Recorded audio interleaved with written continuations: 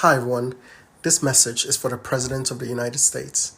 So if you know someone close to him, please tag them so they can bring this to his attention. My name is Alma Ohiniopari. I'm a person of faith, a husband of 16 years, and a father of 4 wonderful children.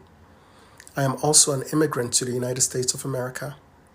I came here at the age of 19, full of hope, optimism, and a willingness to do what was necessary to achieve the American dream.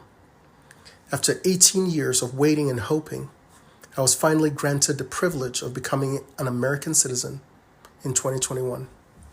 Today, I am a proud American, a law-abiding patriot, and a man willing to defend the principles and values that made America great and brought people like me here.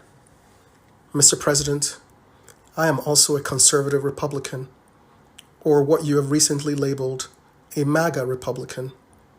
Over the last few days, you have looked into the camera and called me and millions of other people like me extremists. You have told me and my children that we don't matter to you because of our beliefs. Your spokespeople and the media have labeled us dangerous, full of hate, and a threat to democracy. You went as far as to suggest that we would not stand a chance against the government's F-15s in defending our country from tyranny. Your party leaders have taken your cue and called us terrorists, and all this without taking any time to acknowledge our humanity, listen to our concerns, or seek to understand our fears.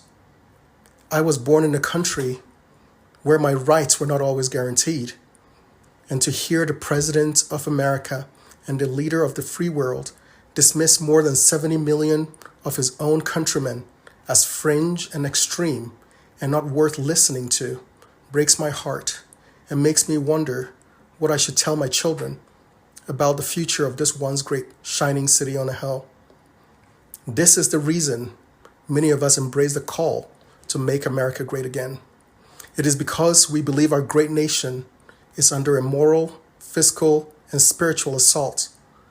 We are MAGA because we want to restore the promise in the hearts of our children that this is the place where their efforts will be rewarded and where their true potential can be realized.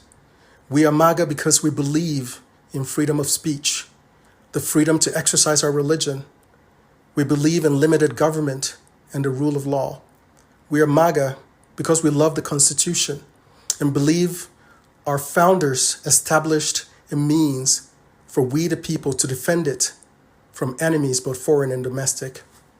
I am MAGA because I want to be able to look into the eyes of my 4 Black children to assure them that they're not victims, that they hold inside them what it takes to achieve anything they set their hearts on.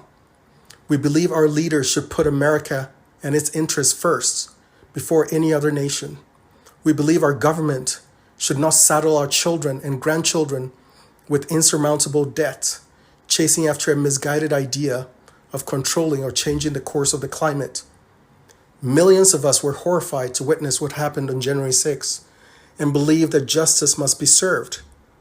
But we also see through the attempt to paint all Republicans with a false moniker of insurrectionists and to conflate the genuine misgivings of those who feel disaffected and disenfranchised with an unfounded accusation that we are somehow against democracy.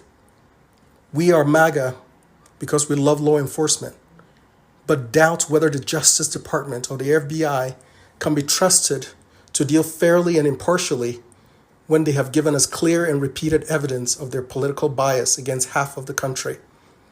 As a new American, this November will be the first time I get to exercise my right to vote, a right I've waited nearly 2 decades to earn. I understand the urge during an election season to attack those you see as political opponents. But Mr. President, I am not your enemy, and the tens of millions of MAGA Republicans are not filled with hate towards anyone. We love this country. We are heirs of the great legacy of freedom this country has afforded us and wish to exercise our right to be heard and not demonized. So I ask you, Mr. President, to tear down this wall of divisiveness and division that seeks to pit your fellow citizens against one another. Heed your own call for unity and lay off the rhetoric that seeks to demonize and defame millions of people who would give their lives and fortunes to defend these United States. If you believe in the redemption of America, then give my children a reason to hope, a reason to believe that our best days are ahead of us, in spite of the challenges we face as a country. Thank you for listening.